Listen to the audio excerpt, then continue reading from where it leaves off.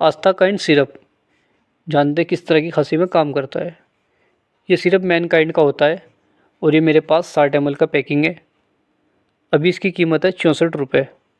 इसको अगर आप बलगम वाली खांसी में यूज़ करते हैं तो ये बहुत ही अच्छा काम करती है। ये छाती में जमे बलगम को बाहर निकालती है, जिससे सांस लेने में दिक्कत नहीं होती और सांस आसानी से आता है।